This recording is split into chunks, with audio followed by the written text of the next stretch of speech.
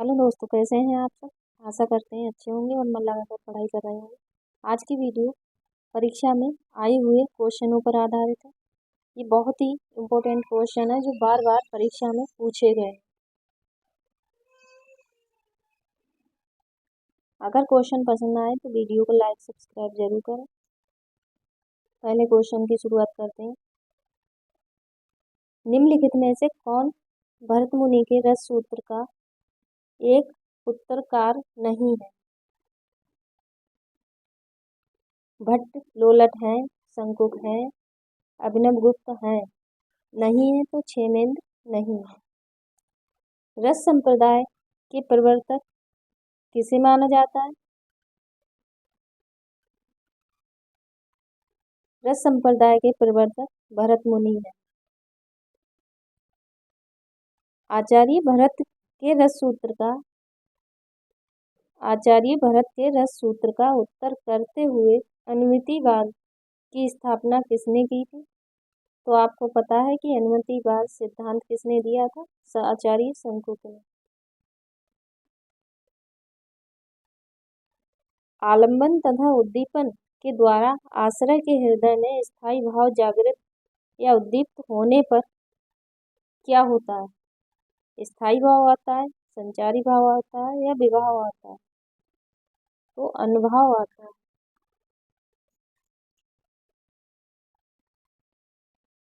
आचार्य भरत के रस सूत्र के व्याख्याता शंकुक के सिद्धांत का नाम है। क्या नाम है। अव्यक्तिवाद है, आरोपवाद है, भोगवाद है। तो यहाँ पे शंकुक दिया जा रहा है, तो इससे आप पहचान सकते हैं कि अनुमितिवाद होगा। सात्विक अनुभाव कितने प्रकार के होते हैं। सात्विक अनुभाव 8 प्रकार के होते हैं। चित्र तुरंग न्याय पर किस आचार्य का सिद्धांत आधारित है। शंकुक का आधारित है। अनुभाव के कितने रूप माने गए हैं। 4 माने गए हैं।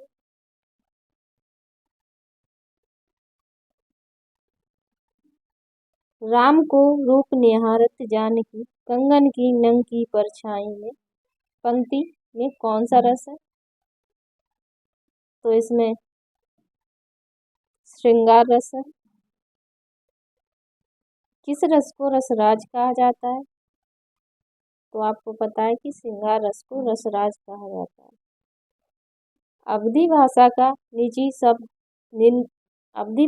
निजी छंद कौन सा है। बरवय है। ये बार बार परीक्षा में आए हुए क्वेश्चन है। आज ज़्यादा टाइम ना मिलने के कारण 30 क्वेश्चन ले पाए।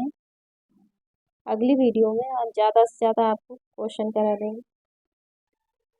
जिस छंद के प्रथम तथा तृतीय चरण में 12-12 मात्राएं एवं द्वितीय तथा चतुर्थ चरण में 7-7 मात्राएं होती हैं, साथ ही सम चरणों के अंत में जगण, यहाँ पे जो 5 लिखा हुआ है, यहाँ पे गुरु का सिंबल होना चाहिए, इस तरह से लगता है। तो यहाँ पे एक लघु एक गुरु एक लघु होता है, वह छंद कौन सा होता है। तो वह बरवय छंद होता है।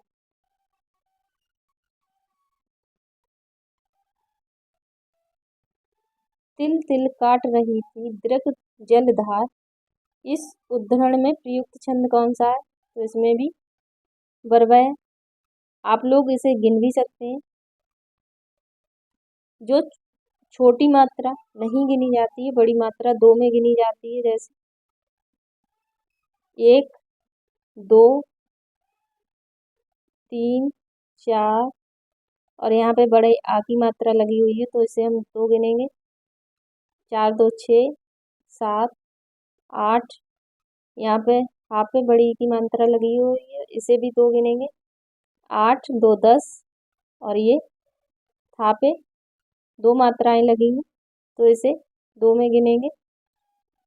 जो इस तरह का सिंबल है, इसे 1 मात्रा, और इस तरह गुरु, इसे 2 मात्राओं में गिना जाता है।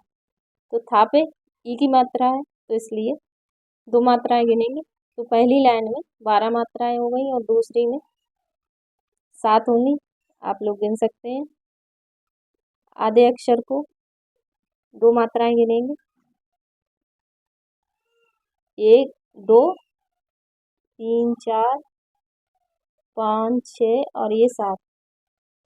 आधे अगर शुरुआत में हो और उसके पीछे एक अक्षर है तो उसे नहीं गिना जाएगा, वही 2 में गिना जाएगा। तो इसमें 7 मात्राएं हो गई, तो इसका मतलब ये वर्ब है। इनमें से अर्ध सम्मात्रक जाति का छंद कौन सा है? दोहा है।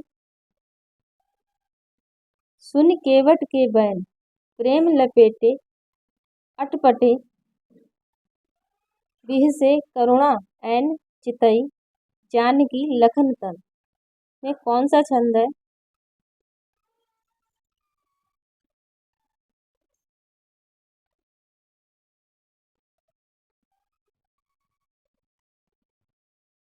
ये छोड़ेंगे, इसमें थोड़ी सी मिस्टेक है।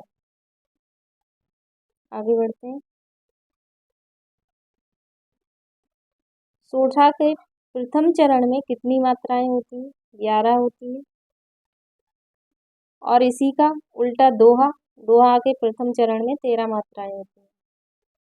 ये याद रखना। जी ही सुमिरत सिद्ध होए गणनायक कविवर वदन करहु अनुग्रह सोई बुद्धि राशि शुभ गुण सदन। उपरोक्त पंक्तियों में छंद कौन सा है? इसमें सोठा छंद है। आप लोग मात्रा गिन भी सकते हैं। पहले में 11 होंगे और दूसरे में 13। यहाँ से गिन सकते हैं। लघु लघु लघु लघु, इसमें ज्यादातर लघु है, यहाँ पे गुरु है, यहाँ पे लास्ट में लघु है। 1 2 3 4 5 6 7 8 9 10 11, पूरी 11 मात्राएं। किस छंद का प्रथम व अंतिम शब्द एक सा होता है?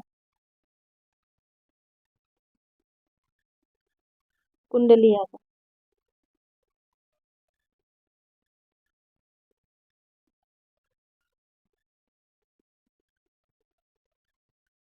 यहाँ पे कुंडलिया नहीं, सोठा होगा।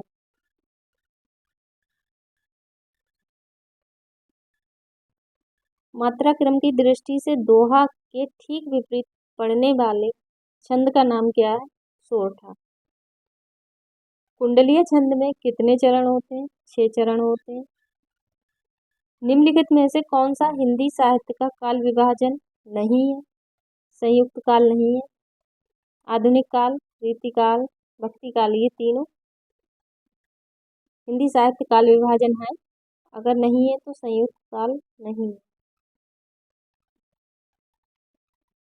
आदिकाल का संभावित समय आरंभ कौन सा माना जाता है? तो 1050 विक्रम संवत माना जाता है। हिंदी साहित्य को कितने कालखंडों में विभक्त किया गया है? तो 4 कालखंडों में विभक्त किया गया है। हिंदी साहित्य की भूमिका के लेखक कौन है? हजारी प्रसाद द्विवेदी हैं। भक्ति काल को हिंदी साहित्य का स्वर्ण युग किसने कहा है? तो स्वर्ण युग आया तो यहाँ पे श्याम सुंदर दास ने, और यहीं पे स्वर्ण भक्ति काल को स्वर्ण काल कहा है तो ये जॉर्ज ग्रियर्सन ने कहा है। आचार्य रामचंद्र शुक्ल ने भक्ति काल कहा है। तो ये पॉइंट नोट करना।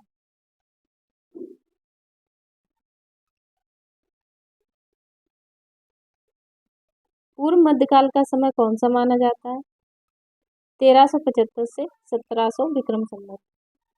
पूर्व मध्यकाल को हिंदी साहित्य में इस नाम से भी जाना जाता है, तो किस नाम से?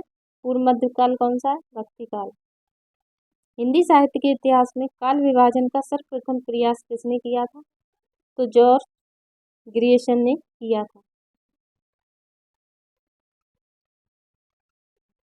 हिंदी साहित्य के प्रथम काल को बीजप्पन काल किसने माना है? महावीर प्रसाद द्विवेदी ने माना है। रीतिकाल को श्रृंगार काल इनमें से किसने कहा है? तो विश्वनाथ प्रसाद मिश्र ने कहा है। हिंदी साहित्य को जनता की चित्तवृत्तियों का संचित प्रतिबिंब इनमें से किसने कहा है?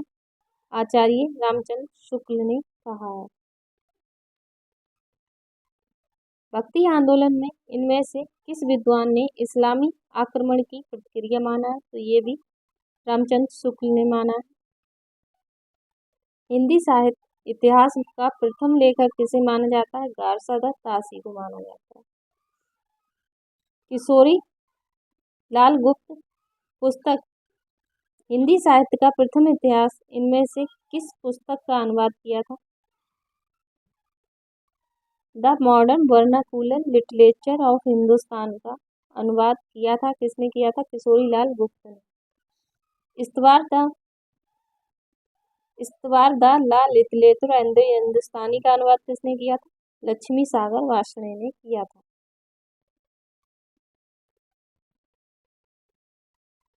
तो इसमें क्वेश्चन हमारा सही होगा सी।